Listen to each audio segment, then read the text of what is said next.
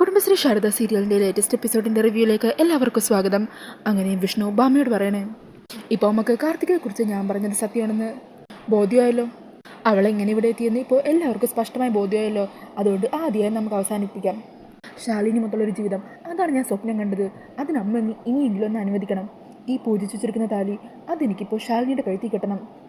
അമ്മയുടെ മനസ്സിൽ ശാലിനിയെക്കുറിച്ച് എന്ത് തന്നെ തെറ്റിദ്ധാരണകളുണ്ടായാലും അതൊന്നും എനിക്കൊരു പ്രശ്നമേ അല്ല. ഈ സമയം ഭാമ പറയണേ, ഇവളെല്ലാ ചോദ്യങ്ങൾക്കും ഉത്തരം നൽകും. പക്ഷേ ഈ സത്യഭാമ ചോദിക്കുന്ന ചില ചോദ്യങ്ങൾക്ക് ഇവൾ വലിയ ഉത്തരവില്ല.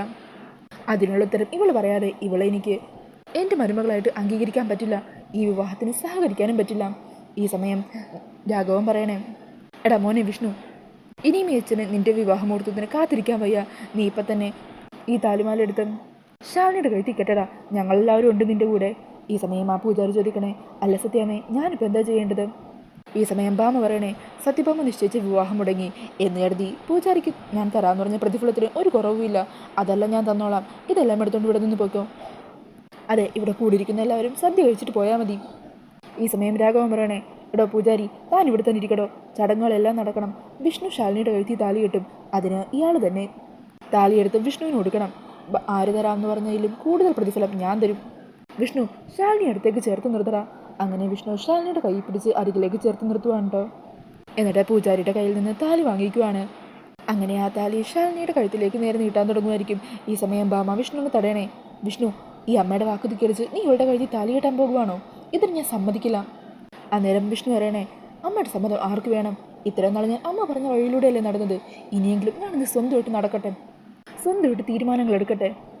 ഓ അത് ശരി, അപ്പോൾ നീ ഈ അമ്മയുമായിട്ടുള്ള എല്ലാ ബന്ധങ്ങളും അറുത്തുമുറിച്ച് ഇവളുടെ ഒപ്പം ജീവിക്കാൻ തന്നെ തീരുമാനിച്ചു അല്ലേ? അങ്ങനെയാണെങ്കിൽ നീ കേട്ടോ, നീ ഇവളും താലി കെട്ട് കഴിഞ്ഞാലും ഒരു ദിവസം പോലും സ്വസ്ഥതയോടെ ജീവിക്കില്ല. ഇത് ഈ അമ്മയുടെ ശാപവും. അതേക്കുന്നതും രാഘവൻ ഭാമയെ പിച്ചിച്ചുകൊണ്ട് പറയണേ, കഷ്ടം തന്നെ, സ്വന്തം മകൻ്റെ ജീവിതത്തിൽ തന്നെ ഒരമ്മ ശാപിക്കുന്നു. നാണം തോന്നുന്നില്ലേ ഭാമേ? എടാ മോനെ, അങ്ങനെ തകർന്നതാ നിൻ്റെ ജീവിതമെങ്കിൽ അത് നീ കണക്കിലെടുക്കണടാ. നീ മുഹൂർത്തം കഴിയുന്നതിന് മുമ്പ് ശാലിനിയുടെ കഴുത്തിൽ താലിയിട്ട് കെട്ടടാ താലി.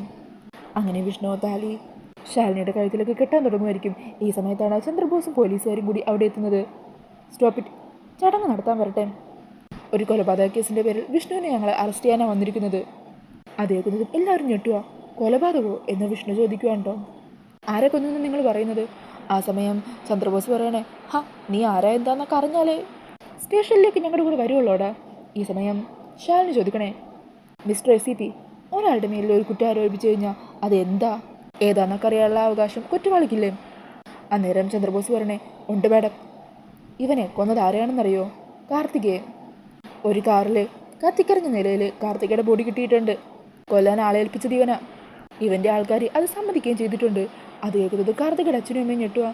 ഭഗവാനെ, എൻ്റെ മോള് കുറച്ച് മുമ്പ് പോലും നമ്മളെ കണ്ടതല്ലേ എന്നും പറഞ്ഞ് അവർ രണ്ടാളും അവിടെ നിന്നും കരഞ്ഞുകൊണ്ട് ഓടിപ്പോകുവാണ്. പിന്നാലെ ഹർഷനും ചെല്ലുന്നുണ്ട് കേട്ടോ. ഈ സമയം ശാലിനി പറയണേ, ദേ, വെറുതെ നിങ്ങൾ കള്ളം പറയരുത്. കാർത്തികയുടെ അച്ഛനും അമ്മയും ഇപ്പോൾ ഇവിടുന്ന് പോയത് അവർ പറഞ്ഞത് കേട്ടില്ലേ? കുറച്ച് മുമ്പ് വരെ കാർത്തിക ഇവിടെ ഉണ്ടായിരുന്നു എന്ന്.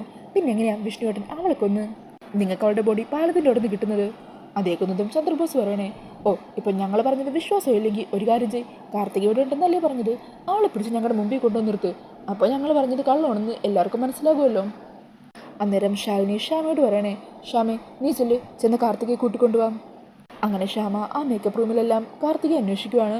അങ്ങനെ അവിടെയൊന്നും കാർത്തികയെ കാണാതെ ശ്യാമ തിരിച്ചു വരുവാണ് കേട്ടോ. ഈ സമയം ശാലിനിയാണെങ്കിൽ ശ്യാമയെ കാണാതെ ടെൻഷനോട് കൂടി നിൽക്കുക. ഈശ്വര, ശ്യാമ പോയിട്ട് കുറേ നേരമായല്ലോ. അങ്ങനെ ശ്യാമ അങ്ങോട്ടേക്ക് ഓടി വരിക. അന്നേരം ശാലിനി ചോദിക്കണേ, എന്തായി, കാർത്തിക എവിടെ? കാർത്തികയെ അവിടെയൊന്നും കാണുന്നില്ല കുഞ്ഞേച്ചി. ഈ സമയം ചന്ദ്രബോസ് ചിരിച്ചുകൊണ്ട് പറയണേ, ഇപ്പം എങ്ങനെ ഇരിക്കുന്നു? നിങ്ങളല്ലേ പറഞ്ഞത് കാർത്തിക ഇവിടെ ഉണ്ടെന്ന്. ഇപ്പം എവിടെ? ഇപ്പം മനസ്സിലായോ ഞങ്ങൾ പറഞ്ഞത് സത്യമാണെന്ന്? നെടൂർ പാലത്തിൻ്റെ അവിടെയുള്ള ഒരു കാറിൽ നിന്നാണ് കാർത്തികയുടെ ബോഡി കിട്ടിയത്. കത്തിക്കറിഞ്ഞ നിലയിലാണ്. പക്ഷേ പ്രതികൾ കുറ്റം സമ്മതിച്ചിട്ടുണ്ട്. ഇവനാണ് ഇതിൻ്റെ പിന്നിലെന്ന്. അതിൻ്റെ കാരണം വ്യക്തമാണല്ലോ. ശാലിനി മേഡവുമായിട്ട് ഒന്നിക്കാൻ തടസ്സം കാർത്തികയാണ്. അപ്പോൾ പിന്നെ ആ കാർത്തികയെ ഇവൻ ഈ ഭൂമിയിൽ നിന്ന് തന്നെ അങ്ങ് അവസാനിപ്പിച്ച് കളഞ്ഞു. അന്നേരം ശാലിനി പറയണേ, ഒരാളുടെ മേലെ കുറ്റം ആരോപിക്കുമ്പോൾ അതിന് വ്യക്തമായ തെളിവുകളുണ്ടാകണം. അല്ലാതെ നിങ്ങളുടെ ഊഹാപോഹങ്ങളൊക്കെ വെച്ചിട്ടല്ല ഒരു കൊലക്കുറ്റം ഒരു പ്രതിയുടെ മേലെ ചാർത്തേണ്ടത്. അതേക്കുന്നതും ചന്ദ്രബോസ് പറയണേ, അതിനാര് പറഞ്ഞു ഞങ്ങൾ വെറും ഊഹാപോഹങ്ങൾ വെച്ചാണ് ഈ കുറ്റം ചെയ്തത് ഇവനാണെന്ന് കണ്ടെത്തിയതെന്ന്? അതിന് വ്യക്തമായിട്ടുള്ള തെളിവുകളുണ്ട്. എന്താണെങ്കിലും ഇവൻ്റെ കല്യാണം കൂടിയതല്ലേ നിങ്ങളെല്ലാവരും? അതോ കാണാൻ പറ്റില്ല? ഇവനെ ഒരു പെൺകുട്ടിയോട് കാണിച്ച അതിക്രമമെങ്കിലും നിങ്ങൾ കാണും. എടോ ആ വീഡിയോ ഒന്ന് എടുത്ത്. അങ്ങനെ പറഞ്ഞ് വിഷ്ണു കാർത്തികയെ കത്തി കാണിച്ച് ഭീഷണിപ്പെടുത്തുന്ന ഒരു വീഡിയോ ഉണ്ടല്ലോ, അത് എല്ലാവരെയും കാണിച്ചു കൊടുക്കുവാണ് കേട്ടോ. ആ വീഡിയോ കൊണ്ട് എല്ലാവരും അങ്ങ് ഷോക്കാകുവാണ്. ഈ സമയം ശാലിനി ചോദിക്കണേ, വിഷ്ണു ഏട്ടാ ഇത്? അന്നേരം വിഷ്ണു പറയണേ, എടോ ശാലിനി, ഞാൻ ആ കാർത്തികയെ വിവാഹത്തിൽ നിന്ന് പിന്തിരിപ്പിക്കാൻ. ആ സമയം ചന്ദ്രബോസ് പറയണേ, കണ്ടില്ലേ, ഇപ്പോൾ എല്ലാവർക്കും ബോധ്യമില്ലേ? പിന്നെ കാർത്തികയുടെ ബോഡി കിട്ടിയ കാറിൽ നിന്നും ഇവൻ കൊല്ലാൻ ഉപയോഗിച്ച ആ കത്തിയുണ്ടല്ലോ, ഈ വീഡിയോയിൽ കണ്ട കത്തി, അതും കിട്ടിയിട്ടുണ്ട് എന്ന് പറഞ്ഞ് ആ കത്തി ഒരു കവറിലാക്കിയിട്ട് അതും എടുത്ത് കാണിക്കുവാണ്. എന്നിട്ട് ചന്ദ്രബോസ് പറയണേ, ഈ കത്തിയിലെ ഫിംഗർ പ്രിൻറ്റും കത്തിയിലായിരിക്കുന്ന ബ്ലഡ് കാർത്തികയുടെ ആണോ എന്നും തിരിച്ചറിഞ്ഞു കഴിഞ്ഞാൽ പിന്നെ ഇവനൊരിക്കലും പുറലോകം കാണില്ല. അതിനെക്കുറിച്ച് മാഡത്തിന് ഞാൻ പ്രത്യേകം പറഞ്ഞു തരേണ്ട കാര്യമില്ലല്ലോ. അതുകൊണ്ട് ഞങ്ങൾ ഇവനെ അങ്ങ് അറസ്റ്റ് ചെയ്ത് കൊണ്ടുപോകുക. എടോ ഇവനെ അറസ്റ്റ് ചെയ്യടോ. അങ്ങനെ പോലീസുകാർ വിഷ്ണുവിൻ്റെ കൈ വിലങ്ങ് വെക്കുവാണ്. എന്നിട്ട് വിഷ്ണുവിനെ കൊണ്ടുപോകാൻ തുടങ്ങുമായിരിക്കും. ഈ സമയം ബാം അവർ തടയുക. ഇല്ല, ഞാൻ ഇതിന് സമ്മതിക്കില്ല. അവൻ പറഞ്ഞില്ലേ അവനൊരു തെറ്റും ചെയ്തില്ലെന്ന്. എൻ്റെ മോനെ കൊണ്ടുപോകാൻ ഞാൻ സമ്മതിക്കില്ല. മോനെ വിഷ്ണു, അമ്മക്കറിയാം മോൻ ഇങ്ങനെയൊന്നും ചെയ്യില്ല എന്ന്. ഈ സമയം വിഷ്ണു ബാമയോട് പൊട്ടിത്തെറിക്കണേ, അമ്മയുടെ പ്രാക്കിന് ഇത്ര പെട്ടെന്ന് ബലം ഉണ്ടാകുമെന്ന് ഞാൻ കരുതിയില്ല. നിങ്ങൾ മിണ്ടിപ്പോരുത്. എൻ്റെ ഈ അവസ്ഥക്ക് കാരണം നിങ്ങളാണ്. ആരോടൊക്കെയുള്ള വാശി തീർക്കാൻ നിങ്ങൾ നിങ്ങളുടെ സ്വന്തം മകൻ്റെ ജീവിതം നശിപ്പിക്കുമായിരുന്നു. ഇത്ര നാൾ നിങ്ങൾ എന്നെ സ്നേഹിക്കുവാണെന്ന് പറഞ്ഞ് എൻ്റെ ജീവിതമായിരുന്നു നശിപ്പിച്ചത്. മോനെ വിഷ്ണു, വേണ്ട, നിങ്ങൾ ഇനി എന്നെ അങ്ങനെ വിളിക്കരുത്. സ്വന്തം മകൻ്റെ ജീവിതം നശിച്ചാലും കുഴപ്പമില്ല, മരുമകൾ സന്തോഷിക്കുന്നത് നിങ്ങൾക്ക് കാണരുത്. അത്രേ ഉള്ളൂ. ആ കാർത്തികയെ മരുമകളാക്കാൻ ഉദ്ദേശിച്ചിട്ട് ഇപ്പോൾ എന്താ നിങ്ങൾ നേടിയത്? ചെയ്യാത്ത കുറ്റത്തിന് ഞാനിപ്പോൾ ജയിലിൽ പോയി കിടക്കാൻ പോകുക. എല്ലാത്തിനും കാരണം നിങ്ങളാണ്. നിങ്ങളിനി എൻ്റെ കൺമുമ്പിൽ പോലും വന്നു പോകരുത്. എനിക്ക് നിങ്ങളെ അത്രയ്ക്ക് വെറുപ്പാണ് എന്ന് പറഞ്ഞ് വിഷ്ണു ഭാമയോട് പൊട്ടിത്തെറിക്കുക. അതെല്ലാം കേട്ട് ചങ്ക് പൊട്ടി നിൽക്കുവാണ് കേട്ടോ ഭാമ. ഈ സമയം വിഷ്ണു ശാലിനിയുടെ അരികിലേക്ക് ചെല്ലുക. എന്നിട്ട് ശാലിനിയോട് മാപ്പ് പറയുക. വീണ്ടും തനിക്ക് ആ സ്വപ്നം നിന്ന് തന്നെ തകർത്ത് കളഞ്ഞു. എന്നോട് ക്ഷമിക്ക് ശാലിനി. ഈ താലി കെട്ടുന്നതിന് മുമ്പ് തന്നെ എൻ്റെ കൈ വിലങ്ങ് വീണു. ഇനിയിപ്പോൾ ഒരിക്കലും നമുക്കൊന്നിക്കാനാവില്ല. അങ്ങനെ പറഞ്ഞ് വിഷ്ണു ആകെ സങ്കടപ്പെടുക. അന്നേരം ശാലിനി വിഷ്ണുവിന് ധൈര്യം കൊടുക്കണേ. വിഷ്ണുവേട്ടൻ തളരാതിരിക്കുക. ഈ കുറ്റം വിഷ്ണുവേട്ടൻ ഒരിക്കലും ചെയ്തിട്ടില്ലെന്ന് നമുക്ക് എല്ലാവർക്കും അറിയാം. കെട്ടിച്ചമച്ച തെളിവുകളാണ് വിഷ്ണുവേട്ടന് ചുറ്റുമുള്ളത്. അതെല്ലാം പൊട്ടിച്ച് വിഷ്ണുവേട്ടനെ ഞാൻ പുറത്തിറക്കും. അതുവരെ ആത്മധൈര്യം ഉണ്ടാവണം. ഈ പ്രതിസന്ധിയെ നമ്മൾ ഒരുമിച്ച് ധൈര്യത്തോടെ തന്നെ നേരിടും. ഈ സമയം അച്ഛൻ്റെ അരികിലേക്കും വിഷ്ണു ചെല്ലുക. അന്നേരം ചന്ദ്രബോസ് പറയണേ, ആ മതി, യാത്ര പറഞ്ഞ് നിന്നെ കൊണ്ട് പോകുന്നത് ടൂറിനൊന്നും അല്ലല്ലോ. എടോ ഇവനെ പിടിച്ച് വണ്ടി കയറ്റും. വേണ്ട സാറേ, ഞാൻ വന്നോളാം. നിന്നോടല്ലേ പറഞ്ഞത് വരാൻ എന്ന് പറഞ്ഞ് ചന്ദ്രബോസ് വിഷ്ണുവിൻ്റെ കൈ പിടിക്കുമ്പോൾ വിഷ്ണു കൈതട്ടി മാറ്റിയിട്ട് ചന്ദ്രബോസിന് നേരെ വിരൽ ചൂണ്ടിക്കൊണ്ട് പറയണേ, വരും ഞാൻ. അങ്ങനെ പോലീസുകാർക്കൊപ്പം വിഷ്ണു അവിടെ നിന്നും പോകുവാണ്. ഇതേസമയം ശാലിനിയും പിന്നാലെ പോകുന്നുണ്ട്. ഈ സമയം ഭാമ കരഞ്ഞുകൊണ്ട് രാഘവൻ്റെ അരികിലേക്ക് ചെല്ലുക. രാഘവേട്ട, നമ്മുടെ മോൻ. അന്നേരം രാഘവൻ ഭാമക്ക് നേരെ മുഖം തിരിക്കുവാണ് കേട്ടോ. ഇതെല്ലാം കണ്ട സന്തോഷത്തോടെ നിൽക്കുമായിരിക്കും മധുശ്രീ. അങ്ങനെ വിഷ്ണു കാർത്തികയെ കത്തി കാണിച്ച് ഭീഷണിപ്പെടുത്തുന്ന ആ സമയം മധുശ്രീ അവിടെ വരികയും വിഷ്ണു ഭീഷണിപ്പെടുത്തുന്ന ഒരു വീഡിയോ ഫോണിൽ പകർത്തുകയും ചെയ്യുന്നുണ്ട്. അതൊക്കെ ഓർത്ത് ചിരിച്ചുകൊണ്ട് നിൽക്കുവാണ്. പിന്നീട് ഹർഷൻ വീഡിയോ കോൾ ചെയ്യുമെന്ന് കാർത്തികയോട് സത്യങ്ങളൊക്കെ പറഞ്ഞതിന് ശേഷം കാർത്തിക റൂമിൽ സങ്കടപ്പെട്ടിരിക്കുമായിരിക്കും. സത്യം പറഞ്ഞാൽ ഹർഷൻ എന്നെയല്ല ചതിച്ചത്, ഞാൻ അവനെയായിരുന്നു. ആ മധുശ്രീ പറഞ്ഞ കള്ളക്കഥകളൊക്കെ വിശ്വസിച്ച് ഞാൻ എൻ്റെ ഹർഷനെ ചതിച്ചു. വലിയ തെറ്റാണ് ഞാൻ ചെയ്തത്. എനിക്ക് ആ തെറ്റ് തിരുത്തണം. വിഷ്ണുവേട്ടൻ്റെ മനസ്സിൽ മുഴുവൻ ശാലിനിയാണ്. വിഷ്ണുവേട്ടനെ ശാലിനിക്ക് തന്നെ വിട്ടുകൊടുത്ത് എനിക്ക് എൻ്റെ ഹർഷൻ്റെ കൂടെ ഒന്നിക്കണം. അവൻ്റെ കൂടെ ജീവിക്കണം. എനിക്ക് എല്ലാ സത്യങ്ങളും സത്യാമ്മയോട് തുറന്നു പറയണം. അങ്ങനെയൊക്കെ പറഞ്ഞ് സങ്കടപ്പെട്ട് നിൽക്കുമായിരിക്കും. ഈ സമയത്തായിരിക്കോട്ടോ മധുശ്രീ കാർത്തികയുടെ അരികിലേക്ക് എത്തുന്നത്. ആ നവവധുവിനെ ഒന്നുകൂടി ഒന്ന് കാണാൻ വേണ്ടിയാണ് ഞാൻ വന്നത്. എന്താണെങ്കിലും നിന്നെ വിഷ്ണുവിൻ്റെ ഭാര്യയാക്കാനായിട്ട് ഞാൻ എത്ര കഷ്ടപ്പെട്ടതാണ്. ഇത്രയും കഷ്ടപ്പെട്ട് പണിയെടുത്തത് ഞാൻ. എന്നിട്ടിപ്പോൾ എല്ലാ സൗഭാഗ്യങ്ങളും അനുഭവിക്കാൻ പോകുന്നത് നീ. എന്താണെങ്കിലും അതിന് നന്ദി ഉണ്ടായാൽ മതി നിനക്ക്. ഈ സമയം കാർത്തിക പറയണേ, എനിക്ക് വേണ്ടി നീ ഇത്രയും കഷ്ടപ്പെട്ടതല്ലേ. എന്നെയും വിഷ്ണുവേട്ടനെയും ചേർത്ത് വെക്കാൻ നീ ഒരുപാട് ബുദ്ധിമുട്ടിയതല്ലേ. അപ്പം നിനക്ക് എൻ്റെ ഈ കൈവെള്ളം കൊണ്ട് ചൂടോടെ തന്നെ എന്തെങ്കിലും തരണ്ടേ. അന്നേരം മധുശ്രീ പറയണേ, ഞാനങ്ങനെ പ്രതിഫലം പ്രതീക്ഷിച്ചിട്ടൊന്നുമല്ല നിനക്ക് വേണ്ടി ഇതെല്ലാം ചെയ്തത്. ഇതൊക്കെ എൻ്റെ ഒരു ആനന്ദം, അത്രേ ഉള്ളൂ. എന്നാലും ഞാൻ എന്തെങ്കിലും തരാതിരുന്നാൽ അത് മോശമല്ലേ. അതുകൊണ്ട് ചൂടോടെ തന്നെ തന്നേക്കാം, നീ ഇതങ്ങ് വാങ്ങിച്ചോ എന്നും പറഞ്ഞ് മധുശ്രീയെ തല്ലാനായിട്ട് കൈ ഒങ്ങുമായിരിക്കും കേട്ടോ. ഈ സമയം മധുശ്രീ കാർത്തികയുടെ കൈ തടയുക. നിന്റെ സംസാരത്തിൻ്റെ ടോൺ മാറിയപ്പോഴേ എനിക്കൊരു മലക്കം മറിച്ചിൽ ഫീൽ ചെയ്തതാ. നിനക്ക് വേണ്ടി ഇത്ര നല്ല കാര്യം ചെയ്തിട്ടും നീ എന്തിനാ എന്നോട് ഇങ്ങനെ പെരുമാറുന്നത്? ആ ഹർഷൻ നിന്നെ ചതിച്ചിട്ട് പോയപ്പോൾ നിനക്ക് സൗഭാഗ്യകരമായൊരു ജീവിതം ഉണ്ടാക്കി തന്നതാണോ ഞാൻ ചെയ്ത തെറ്റ്? അന്നേരം കാർത്തിക പറയണേ, ഹർഷൻ എന്നെ ചതിച്ചു എന്നല്ലേ? നീയല്ലേ ഹർഷൻ എന്നെ ചതിച്ചു എന്ന് വരുത്തി തീർക്കാനായിട്ട് ഹർഷനും മറ്റൊരു പെൺകുട്ടിയും കൂടിയുള്ള ചിത്രങ്ങൾ മോർഫ് ചെയ്ത് എന്നെ കാണിച്ചത്. എല്ലാം എനിക്ക് മനസ്സിലായി. ഇത് കേൾക്കുന്നതും മധുശ്രീ ഒന്ന് ഞെട്ടുക.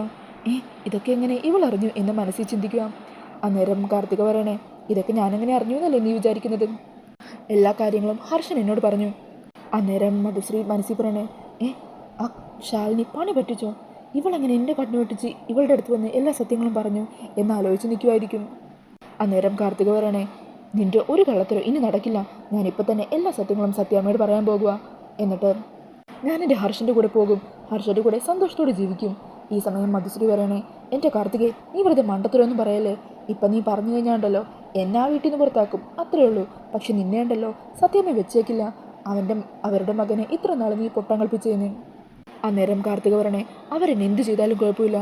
അല്ലെങ്കിലും ഞാനിവിടെ കാണിച്ചു കൂട്ടിയതിന് ഞാനൊരു ശിക്ഷ അർഹിക്കുന്നുണ്ട്. അതെന്താണെങ്കിലും ഞാൻ ഏറ്റുവാങ്ങി എൻ്റെ ഹർഷൻ്റെ കൂടെ സമാധാനത്തോടെ ജീവിച്ചോളാം. നീ പറയുന്നതൊന്ന് കേൾക്ക്. നിനക്ക് ആ ഹർഷൻ്റെ കൂടെ ജീവിക്കുന്നതിനേക്കാളും എന്തുകൊണ്ടും നല്ലത് വിഷ്ണുവിൻ്റെ കൂടെ ജീവിക്കുന്നത് തന്നെയാണ്. ഹർഷൻ ഒരു ദിവസം കഷ്ടപ്പെട്ടാൽ 3/4 ചക്രം കിട്ടും. അതുകൊണ്ട് നിനക്ക് നീ ആഗ്രഹിക്കുന്നത് പോലെ സന്തോഷത്തോടെ ജീവിക്കാൻ പറ്റില്ല. എന്നാൽ ഇവിടെയാണെങ്കിൽ നിനക്ക് എല്ലാ സൗഭാഗ്യങ്ങളും ഉണ്ട്. അതുകൊണ്ട് ഞാൻ പറയുന്നൊന്ന് കേൾക്ക്. അന്നേരം കാർത്തിക പറയണേ, നീ പറയുന്നതൊന്നും കേൾക്കണ്ട. എനിക്ക് എത്ര കഷ്ടപ്പാടാണെങ്കിലും ഞാൻ സ്നേഹിക്കുന്നത് എൻ്റെ ഹർഷനെയാണ്. ഹർഷൻ്റെ കൂടെ എനിക്ക് ജീവിച്ചാൽ മതി. അന്നേരം മധുശ്രീ പറയണേ, ഇപ്പം നിനക്ക് പൊട്ടി ഒളിച്ചു വന്ന സ്നേഹം ഞാൻ കുറച്ച് ഫോട്ടോ കാണിച്ചപ്പോൾ ഇല്ലാണ്ടായതല്ലേ. ശരി, നിനക്ക് നിൻ്റെ ഹർഷൻ്റെ കൂടെ ജീവിക്കണമെങ്കിൽ ശരി, ആദ്യം എന്താണെങ്കിലും ഈ വിവാഹം നടക്കട്ടെ. അല്ലെങ്കിൽ ആ സത്യാമ്മ എല്ലാവർക്കും മുമ്പിൽ നാണം കെടും. നിനക്ക് നിൻ്റെ ഹർഷനും സ്നേഹിക്കാനും ഒന്നിച്ച് കാണാനുമുള്ള അവസരമൊക്കെ ഞാൻ തന്നെ ഉണ്ടാക്കി തന്നോളാം. എന്താണെങ്കിലും ആ വിഷ്ണു ശാലിനിയെക്കുറിച്ച് ഓർത്ത് ഒരു നിത്യബ്രഹ്മചാരിയായിട്ട് ജീവിക്കുകയുള്ളൂ. അതുകൊണ്ട് തന്നെ നിനക്ക് നിൻ്റെ ഹർഷൻ്റെ കൂടെ വിവാഹം കഴിഞ്ഞാലും ഒന്നിച്ച് സമയം ചെലവഴിക്കാനൊക്കെ പറ്റും. അന്നേരം കാർത്തിക ദേഷ്യപ്പെടുക, നീ എന്താടി പറയുന്നത്? നീ ഇത്രയ്ക്ക് തരം താഴ്ന്നവളാണോ എന്നും പറഞ്ഞ് മധുശ്രീയുടെ കാരണം തൊട്ട് അടിക്കുവാണ് കേട്ടോ. എടി, നീ എന്നെ തല്ലിയല്ലേ എന്ന് മധുശ്രീ ദേഷ്യത്തിൽ ചോദിക്കുക. അന്നേരം കാർത്തിക പറയണേ, തല്ലിയല്ല, നിന്നെയൊക്കെ കൊല്ലുകയാണ് ചെയ്യേണ്ടത്. ഇപ്പം തന്നെ ഞാൻ എല്ലാ സത്യങ്ങളും എല്ലാവരും അറിയിക്കാൻ പോകുക. അങ്ങനെ പറഞ്ഞ് കാർത്തിക പോകാൻ തുടങ്ങുമ്പോൾ മധുശ്രീ കൈ പിടിച്ച് വലിക്കുവാണ്. എന്നിട്ട് അവിടെ ഇരിക്കുന്ന ഫ്ലവർ വൈസ് കൊണ്ട് കാർത്തികയുടെ തലയിലടിക്കുവാണ് കേട്ടോ. 2-3 തവണ തലയിലടിക്കുന്നുണ്ട്. അങ്ങനെ തലയിൽ നിന്നും ചോരൊഴുകി കാർത്തിക താഴെ ബോധം കെട്ട് വീഴുവാണ് കേട്ടോ. ഈ സമയം വിഷ്ണു നേരത്തെ വലിച്ചെറിഞ്ഞിട്ട് പോയ കത്തി അവിടെ ഉണ്ടാകും. ആ കത്തിയിലേക്കും കാർത്തികയുടെ ബ്ലഡൊക്കെ ഇങ്ങനെ വീഴുവാണ്. ഉടനെ തന്നെ മധുശ്രീ ഡേവിഡിനെയും ആൾക്കാരെയും അങ്ങോട്ടേക്ക് വിളിപ്പിക്കുക. ഇവിടെ ഒരു വേസ്റ്റ് കിടപ്പുണ്ട്, എത്രയും പെട്ടെന്ന് അതിനെ ക്ലീൻ ചെയ്തിട്ട് പോകണം. ഒരു ചാക്ക് കൊടുത്തോട്ട് ഇങ്ങോട്ട് വാ. അങ്ങനെ ഡേവിഡും ഗുണ്ടകളും വന്ന് കാർത്തികയുടെ ആ ബോഡി ചാക്കിലാക്കിയിട്ട് അവിടെ നിന്നും കൊണ്ടുപോകുവാണ്. അങ്ങനെ ഈ കാര്യങ്ങളെല്ലാം ഓർത്തുകൊണ്ട് മധുശ്രീ അവിടെ നിൽക്കുമായിരിക്കും. ഈ സമയം വിഷ്ണുവിനെയും കൊണ്ട് ചന്ദ്രബോസും പോലീസുകാരും ജീപ്പിൻ്റെ അരികിലേക്ക് എത്തുവാണ്. അന്നേരം ചന്ദ്രബോസ് വിഷ്ണുവിനെ വിരട്ടിക്കൊണ്ട് പറയണേ, എടാ, ഇനിയെ നീ ചന്ദ്രബോസിൻ്റെ കോട്ടക്കുള്ളിൽ എൻ്റെ കൈത്തരിപ്പ് തീർക്കാനുള്ള ഒരു ഉപകരണം മാത്രമാണ്. നിൻ്റെ ഈ ശൗര്യമൊക്കെ ഇവിടെ തന്നെ കളഞ്ഞിട്ട് അങ്ങ് പോലീസ് സ്റ്റേഷനിലേക്ക് വന്നാൽ മതി. നേരം വിഷ്ണു പറയണേ, ചന്ദ്രബോസേ, ഇപ്പം ഞാൻ ചെയ്യാത്ത കുറ്റത്തിനാ നിങ്ങളിപ്പോൾ എന്നെ അറസ്റ്റ് ചെയ്യാൻ പോകുന്നത്. ഞാൻ പുറത്തിറങ്ങിക്കഴിഞ്ഞാൽ ഇതിനെല്ലാം കൂടി ചേർത്തുള്ളൊരു പണി തരും. എന്താണെങ്കിലും കൊലക്കേസ് എൻ്റെ തലയിലുള്ളത്. ഇനിയിപ്പോൾ 1ആണെങ്കിലും 2ആണെങ്കിലും ശിക്ഷയ്ക്ക് വലിയ വ്യത്യാസമൊന്നും വരാൻ പോകുന്നില്ല. അതുകൊണ്ട് താനൊന്ന് സൂക്ഷിച്ചോ. അന്നേരം ചന്ദ്രബോസ് പറയണേ, ഡാ നീ കൂടുതലങ്ങ് ഷോ ഇറക്കല്ലേ. അവിടെ എത്തിക്കഴിഞ്ഞാണ്ടല്ലോ എൻ്റെ കൈ നിൻ്റെ ദേഹത്ത് മുഴുവൻ വീഴും. ഈ സമയം ഇത് കേട്ടുകൊണ്ട് അങ്ങോട്ടേക്ക് വരുവാണ് ശാലിനി. അന്നേരം ശാലിനി ചന്ദ്രബോസിനെ അടക്കി നിർത്തുക. അതെ, സംശയത്തിൻ്റെ നിഴലിൽ മാത്രമാണ് ഇപ്പോഴും വിഷ്ണുവേട്ടൻ, അല്ലാതെ കുറ്റം പൂർണ്ണമായിട്ടും തെളിയിച്ചിട്ടില്ല. വിഷ്ണുവേട്ടൻ കുറ്റക്കാരനാണെന്ന് വിധി എഴുതേണ്ടത് കോടതിയാണ്, അല്ലാതെ ചന്ദ്രബോസ് അല്ല. മനസ്സിലായോ? അന്നേരം ചന്ദ്രബോസ് പറയണേ, മനസ്സിലായോ മാഡം. പക്ഷേ പോലീസുകാർക്ക് എതിരെ ഇവൻ എന്തെങ്കിലും ചെയ്തു കഴിഞ്ഞാൽ ഞങ്ങൾക്ക് പിന്നെ വെറുതെ ഇരിക്കാൻ പറ്റില്ല. കാക്കിയുടെ പവർ മാഡത്തിനും അറിയാവുന്നതല്ലേ. ഇവൻ്റെ ഭാഗത്തു നിന്ന് ഞങ്ങളെ പ്രകോപിപ്പിക്കുന്ന തരത്തിൽ എന്തെങ്കിലും പ്രവൃത്തി ഉണ്ടായാൽ ഞങ്ങൾക്ക് പ്രതികരിക്കേണ്ടി വരും. ഈ പോലീസ് കുപ്പായം ഞാണിഞ്ഞിരിക്കുന്നത് ആർക്ക് മുമ്പിലും അങ്ങ് ഓശാരിച്ച് നിൽക്കാനല്ല. ഈ സമയം ദൂരെ നിന്ന് ഇതെല്ലാം മധുശ്രീ കേൾക്കുന്നുണ്ടായിരിക്കും. അങ്ങനെ അതൊക്കെ കേട്ട് സന്തോഷിച്ച് നിൽക്കുവാണ് കേട്ടോ. ഈ സമയം ശാലിനിയും വിഷ്ണുവിൻ്റെ അരികിലേക്ക് ചെല്ലുക. എന്നിട്ട് പറയണേ, വിഷ്ണുവേട്ടാ, ചെയ്യാത്ത കുറ്റത്തിനോ വിഷ്ണുവേട്ടനിപ്പോൾ പോലീസ് സ്റ്റേഷനിൽ പോകാൻ പോകുന്നത്? അകത്തും പുറത്തുമൊക്കെ ശത്രുക്കളാണ്. ഇതൊരു പ്ലാൻ ചെയ്ത മേഡറാ. അത് വിഷ്ണുവേട്ടൻ തലയിൽ കെട്ടിവെക്കുകയാണ്. ഇതിൽ നിന്നും വിഷ്ണുവേട്ടനെ രക്ഷിക്കാനായിട്ട് ഞാൻ ശ്രമിച്ചുകൊണ്ടേയിരിക്കും. വിഷ്ണുവേട്ടൻ പോലീസ് സ്റ്റേഷനിൽ കിടക്കുമ്പോൾ ആത്മസംയമനം. എന്തും നമ്മൾ ഒരുമിച്ച് നേരിടും. അതേസമയം അകത്ത് ജയിലിൽ കിടക്കുന്ന സുസ്മിതേനെ ചെറുതായിട്ടൊന്ന് കാണിച്ചു പോകുന്നുണ്ട്. അപ്പോൾ വരുന്ന എപ്പിസോഡുകൾ തന്നെ സുസ്മിതയുടെ തിരിച്ചുവരവും കാണാൻ പറ്റും. ഈ സമയം കുട്ടികൾ രണ്ടാളും വിഷ്ണുവിൻ്റെ അരികിലേക്ക് ഓടി വരിക. വിഷ്ണു വെച്ചാന്ന് വിളിച്ച് പപ്പിയും സത്യം വിഷ്ണുവിനെ ഇങ്ങനെ കെട്ടിപ്പിടിക്കുവാണ് കേട്ടോ. അന്നേരം വിഷ്ണു 2 കുട്ടികളെയും ആശ്വസിപ്പിക്കണേ, മക്കൾ വിഷമിക്കണ്ട കേട്ടോ, വിഷ്ണു വെച്ചിന് ഒന്നുമില്ല. അങ്ങനെ പറഞ്ഞ് പപ്പിമോളുടെയും സത്യമോളുടെയും കവളിൽ ഇങ്ങനെ തലോടുവാണ് വിഷ്ണു. എന്നിട്ട് 2ആളെയും ചേർത്ത് പിടിക്കുക. ഈ സമയം ചന്ദ്രബോസ് വിഷ്ണുവിൻ്റെ ജീപ്പിലേക്ക് കയറ്റുവാണ് കേട്ടോ. അങ്ങനെ പോലീസ് ജീപ്പ് അവിടെ നിന്നും പോകുവാണ്. ഈ സമയം മനസ്സ് തകർന്ന് ശാലിനി ആ കാഴ്ച കണ്ടുകൊണ്ട് നിൽക്കുക. അന്നേരം കുട്ടികൾ 2ആളും ശാലിനിയെ കെട്ടിപ്പിടിച്ച് കരയുവാണ്. ഈ സമയം അതൊക്കെ കണ്ട് ആസ്വദിച്ച് നിൽക്കുവാണ് കേട്ടോ മധുശ്രീ. അന്നേരം മധുശ്രീ പറയണേ, എടി ശാലിനി, നിന്നെ നിന്റെ വിഷ്ണുവേട്ടനെയും ഒരുമിച്ച് ജീവിപ്പിക്കില്ലെന്ന് ശപഥം ചെയ്തത് ഈ മധുശ്രീയാണ്. ഈ മധുശ്രീ ഒന്ന് തീരുമാനിച്ചാൽ അത് നടത്തിയിരിക്കും, എങ്ങനെയാണെങ്കിലും ശരി. പിന്നീട് കാണിക്കുന്നത് പോലീസ് സ്റ്റേഷനിലെത്തി സെല്ലിലടക്കുന്ന വിഷ്ണുവിനെയാണ് കേട്ടോ. എന്നിട്ട് ചന്ദ്രബോസ് വിഷ്ണുവിനോട് പറയണേ, എടാ നിനക്ക് ഈ സെല്ലിൽ നിന്ന് ഇനി അടുത്ത കാലത്തൊന്നും രക്ഷപ്പെടാൻ പറ്റില്ലടാ. അമ്മാതിരി പൂട്ടായി ചന്ദ്രബോസ് പൂട്ടിയിരിക്കുന്നത്. ഇത്തവണ നിന്നെ എൻ്റെ കയ്യിൽ നിന്ന് രക്ഷിക്കാൻ ഒരു കളക്ടറമ്മക്കും പറ്റില്ല. എൻ്റെ പ്രതികാരം മുഴുവൻ ഞാൻ തീർക്കും. അന്നേരം വിഷ്ണു ചിരിച്ചുകൊണ്ട് പറയണേ, നിങ്ങൾ ഇങ്ങനൊരു കേസ് എനിക്കെതിരെ കുരുക്കുമ്പോൾ അത് അത്ര പെട്ടെന്ന് ഊരിപ്പോകാൻ പറ്റാത്ത രീതിയിലായിരിക്കുമെന്ന് എനിക്കും അറിയാം ചന്ദ്രബോസ്. അന്നേരം ചന്ദ്രബോസ് പറയണേ, ഇത്രയൊക്കെ ആയിട്ടും നിന്റെ അഹങ്കാരത്തിന് ഒരു കുറവും വന്നിട്ടില്ലല്ലേ? എന്നാണെങ്കിലും അതിനൊക്കെ ഉടനെ തന്നെ ഒരു മാറ്റം ഉണ്ടാവും. ഇവന് പായൊന്നും വേണ്ട, ഈ തറയെ തന്നെ കിടക്കട്ടെ. AC കിടന്ന് ഉറങ്ങിയതിൻ്റെ ആ ശീലമൊക്കെ ഇവരൊന്നങ്ങ് മാറട്ടെ. എന്നാലും എത്രയും വലിയ പണത്തിലും പത്രാസിലും ഒക്കെ ജീവിച്ച ആളാ ഇപ്പോൾ കണ്ടില്ലേ ഈ ജയിലിൽ വന്ന് കിടക്കുന്നത്. അങ്ങനെ പറഞ്ഞ ചന്ദ്രബോസും അവിടെ നിന്നിരുന്ന CIO ഒക്കെ ചിരിക്കുവാണ്. ഈ സമയം ചന്ദ്രബോസ് പറയണേ, അതെ ഇതിൻ്റെ മുമ്പിൽ താനിങ്ങനെ നിന്ന് ചിരിക്കല്ലേ, ഇവൻ ആരാന്നറിയോ? പഴയ ഗുണ്ടയാണ്, ഗുണ്ട വിഷ്ണു. സത്യഭാമയ്ക്ക് വേണ്ടി പണം പിരിച്ച് നടന്നിരുന്നൊരു ഗുണ്ടയായിരുന്നു ഇവൻ. അങ്ങനെ ഒരു കാലം ഉണ്ടായിരുന്നു ഇവന്. ഈ സമയം വിഷ്ണുവിൻ്റെ പഴയ കാലമൊക്കെ ഇങ്ങനെ ഓർക്കുവാണ്. ഈ സമയം വിഷ്ണു ചന്ദ്രബോസിനോട് പറയണേ, അതേടോ ഞാൻ പഴയ ഗുണ്ട തന്നെയാണ്, പണം പലിശക്ക് കൊടുത്തിട്ടുമുണ്ട്. താനിപ്പോൾ എന്നോട് ചെയ്യുന്നതെല്ലാം ഞാൻ കണക്ക് കൂട്ടി വെക്കും, അതിൻ്റെ എല്ലാം മുതലും പലിശയും ചേർത്ത് തിരികെ തന്നിരിക്കുകയും ചെയ്യും. അങ്ങനെ പറഞ്ഞ വിഷ്ണു ദേഷ്യത്തോടെ ചന്ദ്രബോസിനെ ഇങ്ങനെ നോക്കുവാണ്. ഈ സമയം കാണിക്കുന്നത് പോലീസ് സ്റ്റേഷനിലേക്ക് എത്തുന്ന ശാലിനിയാണ് കേട്ടോ. അങ്ങനെ സ്റ്റേഷൻ്റെ അകത്തേക്ക് കയറുന്ന ശാലിനിയെ കാണിച്ചുകൊണ്ടാണ് ഇന്നത്തെ എപ്പിസോഡ് തീരുന്നത്. അപ്പോൾ ഈ ഒരു റിവ്യൂ ഇഷ്ടമായിട്ടുണ്ടെങ്കിൽ മറക്കാതെ വീഡിയോ ഒന്ന് ലൈക്ക് ചെയ്യണേ. ഇതുപോലുള്ള കൂടുതൽ റിവ്യൂസിനായിട്ട് ഈ ചാനലൊന്ന് സബ്സ്ക്രൈബ് ചെയ്തും കൂടി സപ്പോർട്ട് ചെയ്യണേ. താങ്ക്